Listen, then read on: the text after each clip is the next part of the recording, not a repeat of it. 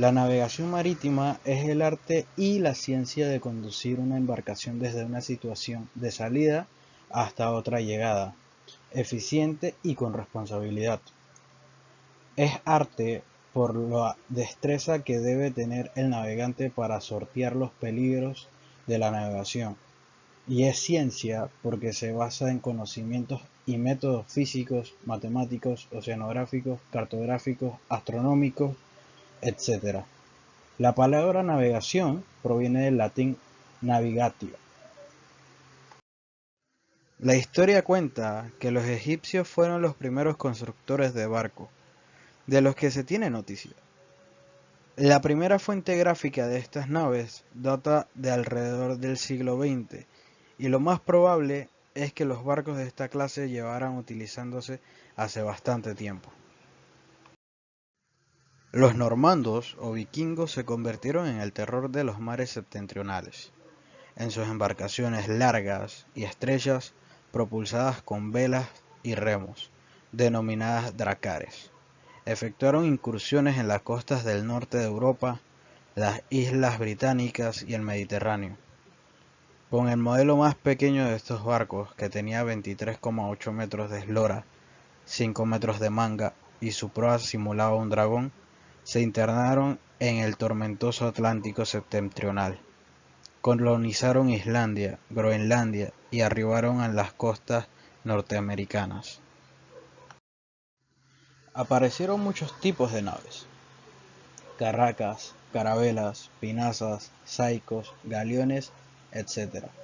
El uso de las brújulas se generalizó y posibilitó los viajes cada vez más largos.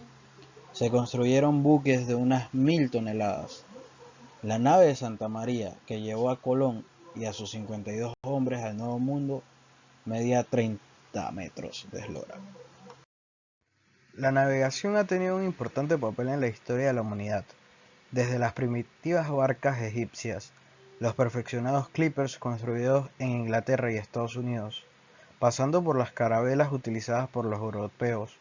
Las diversas culturas han utilizado distintos tipos de embarcaciones para moverse y transportarse mercancías a través del agua. Para las civilizaciones antiguas, el mar era una fuente de alimento y por ello vivían cerca. Un conjunto de herramientas se crea para superar las antiguas formas de navegar, basadas hasta entonces exclusivamente en la experiencia del marino. Estas herramientas eran principalmente técnicas y objetos utilizados para la orientación en el mar y la localización de lugares geográficos. El astrolabio náutico. El propósito de los astrolabios náuticos era medir la altura del Sol o de una estrella por encima del horizonte. Se podía determinar la latitud de un barco si sabían la distancia en relación con el ecuador celeste del Sol, la estrella polar u otra estrella. Brújula. Es un instrumento de orientación que utilizaba una aguja imantada para señalar el norte magnético terrestre. Ampolleta. Antiguo instrumento usado para medir o estimar el tiempo. Era un reloj de arena de 30 minutos. Se usaba junto a las coordenadas para medir la velocidad del barco.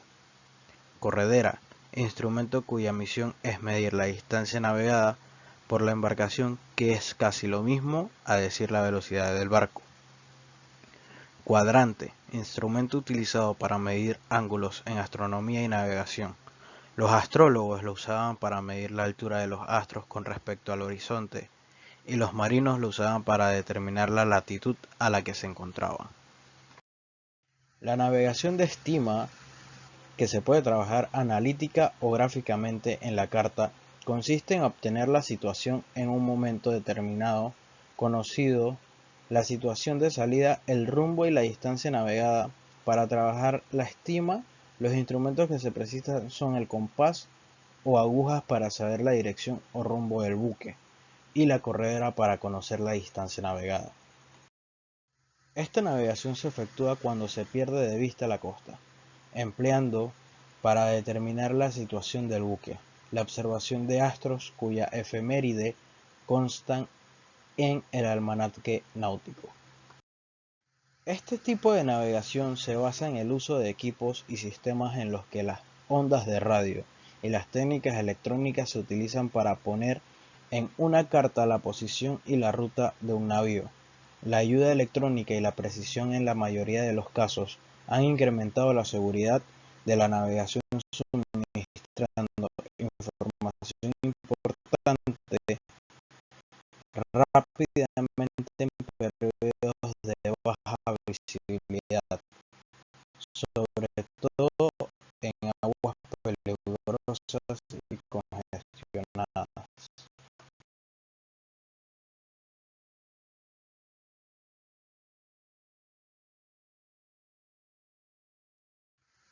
Un sistema de coordenadas geográficas es un método para describir la posición de una ubicación geográfica en la superficie de la Tierra utilizando mediciones esféricas de latitud y longitud.